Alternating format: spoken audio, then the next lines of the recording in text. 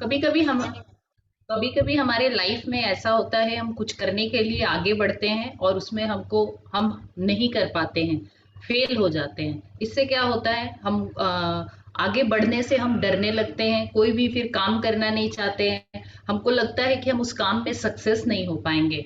ऐसा लगता है कि मेरा जीना बेकार है। इस कंडीशन में अच्छे ऐसे अच्छे लोग भी जो होते हैं कि उनका मनोबल है वो कमजोर होने लगता है। यहाँ तक कभी कभी तो ऐसी नौबत आ जाती है कि लोग सुसाइड करने को तैयार हो जाते हैं कि मैं लाइफ में कुछ नहीं कर सकता हूँ।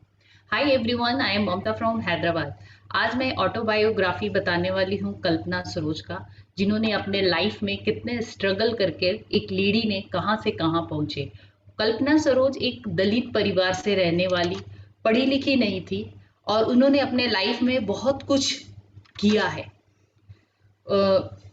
जिस परिवार में जन्मी थी, यहाँ तक कि वहाँ खाने पीने के लिए भी बहुत उनको दिक्कत थे।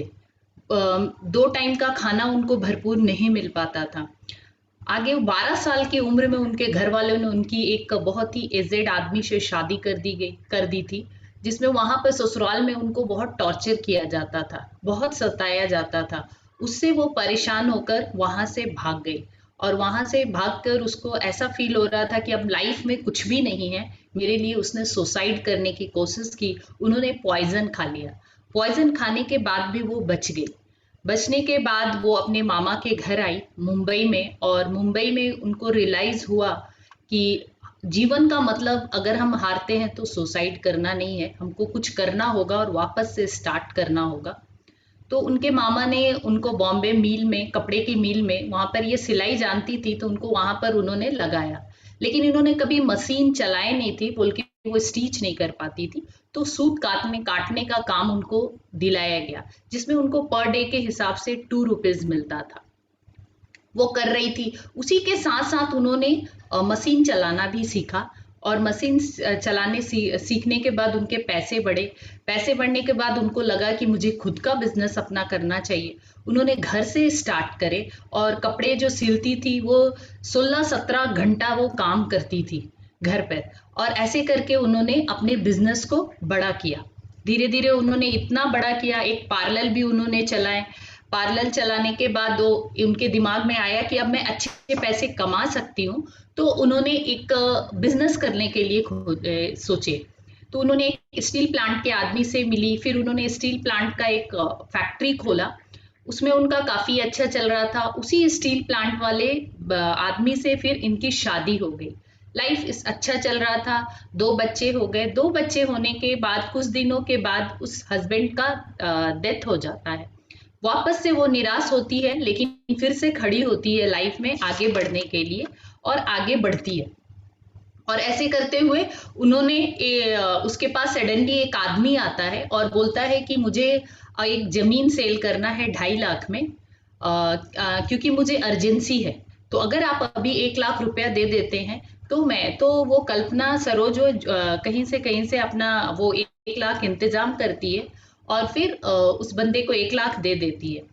1 लाख देने के बाद कुछ दिन के बाद कल्पना सरोज को पता चलता है कि ये जो जमीन है, इस पे काफी विवाद है। इसको आसान नहीं है बिक्री करना, ये गलत है, मतलब ये फ्रॉड हो गया है। फिर भी उसके लिए, उस जमीन के लिए, वो विवाद वाले जमीन के लिए भी वो 2 साल लड़ती है। और उस केस में जीतने के बाद वो जमीन उसको, वो 50 लाख का उस समय वो कीमत हो जाता है, उसको सेल करती है। और उस जमीन पर एक फैक्ट्री खोलती है। और वो उस फैक्ट्री से उन्होंने 5 करोड़ तक के इनकम कमाए थे। उसके बाद कुछ दिनों के बाद वहां से उनकी जो लाइफ शुरू होती है, वो है कमानी ट्यूब लिमिटेड की।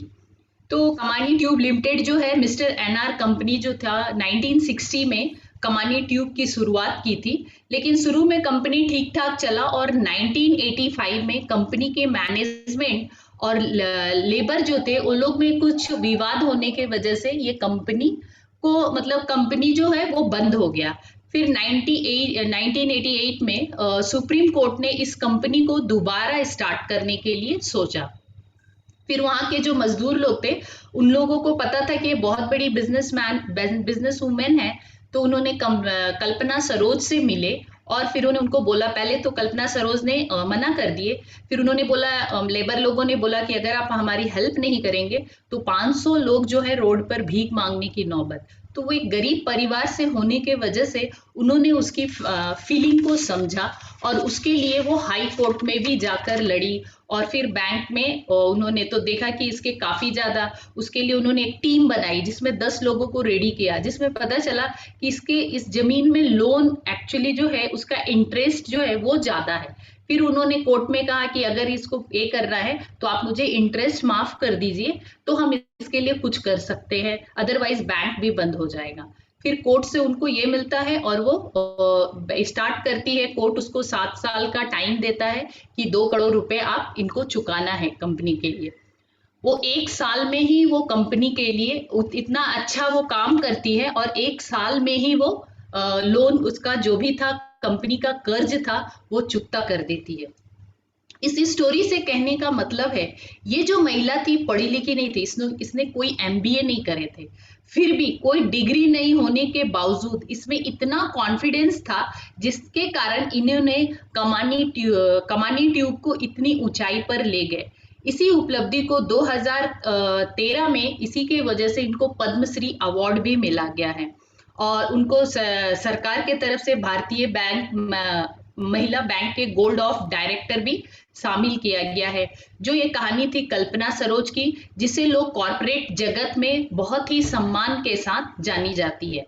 ये कहानी हमें ये सिखाती है कि जिंदगी में जब भी आपको कोई प्रॉब्लम आता है तो उससे डरना नहीं है। आपको लाइफ में कोई भी अपॉर्चुनिटी मिलता है तो डेफिनेटली आपको उसको ट्राई करना चाहिए, तभी आप सक्सेस हो पाएंगे। Thank you.